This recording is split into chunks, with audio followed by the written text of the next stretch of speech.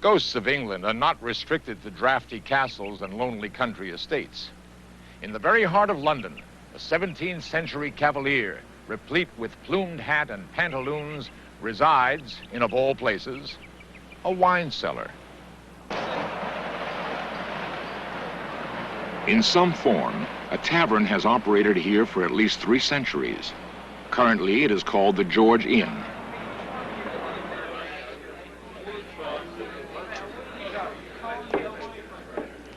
Bill Grundy is a documentary filmmaker for the British Broadcasting Corporation.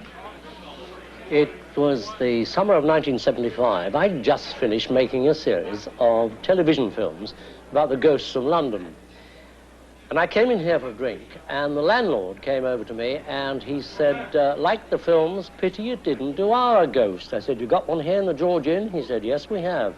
I said, do you believe in ghosts? He said, no, but my wife does. I asked him to explain. He said, well, we've been here for years, and there'd been no trouble at all, but one day, between 10 and 11 in the morning, anyway, before we opened, he said, my wife went downstairs into the cellar, and she came rushing back up, all white and trembling, and said, I'm never going in the cellar again. She said, it's the fella down there. I said, we're not open yet. I can't see a man down there. And she said, no, this isn't an ordinary fella.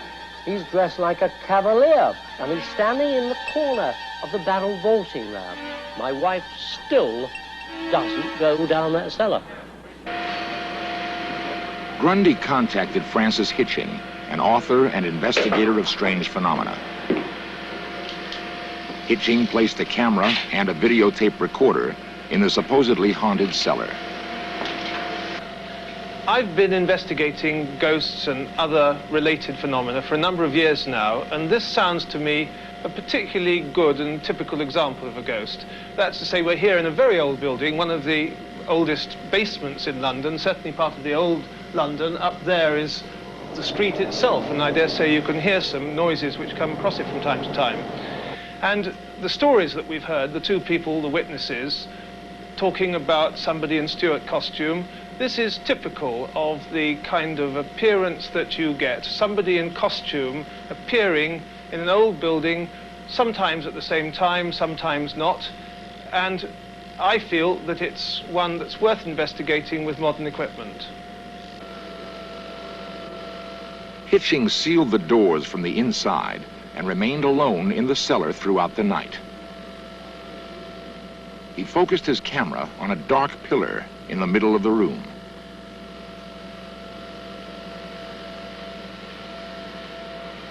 Much to my surprise, we have found something. I'd like you to have a look at it. It's a very surprising image which is coming on the screen in just a few moments.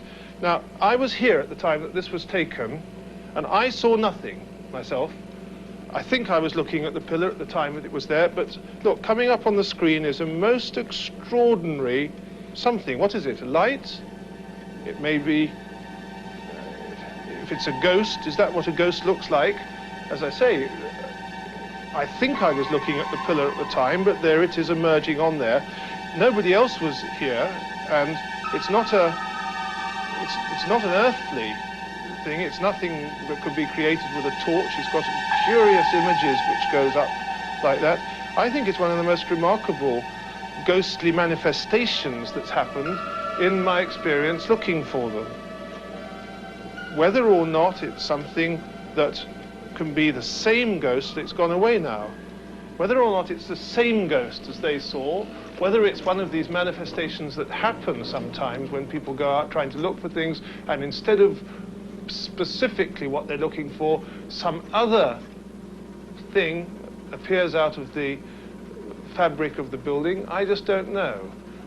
Until today, my theory was that under conditions of extreme emotion, that's to say great pain, great anguish, even great happiness, that somehow this emotion imprinted itself in the solid fabric of buildings, and people were able to recognize it, and it came out in the same way that clairvoyants and psychometrists, dowsers, can pick hold of a solid object and tell you a lot of things about the people who were last there.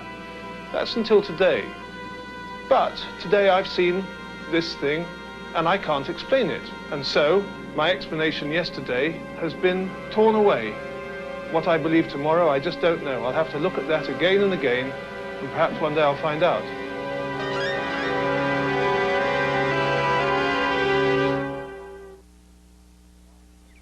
What are ghosts? And why do they keep repeating the same actions over and over again? One theory is that a haunting is a violent release of energy, somehow frozen in space and time. When weather conditions are exactly right, the action is played back, like a recording. Impossible? So were Xeroxing and holography just a few short years ago. In fact, so were videotape replays, like the one you're watching right now. People have been seeing and hearing ghosts for thousands of years. Soon, we may know how and why. What a tremendous gain that would be for science, and what a tremendous loss for storytelling.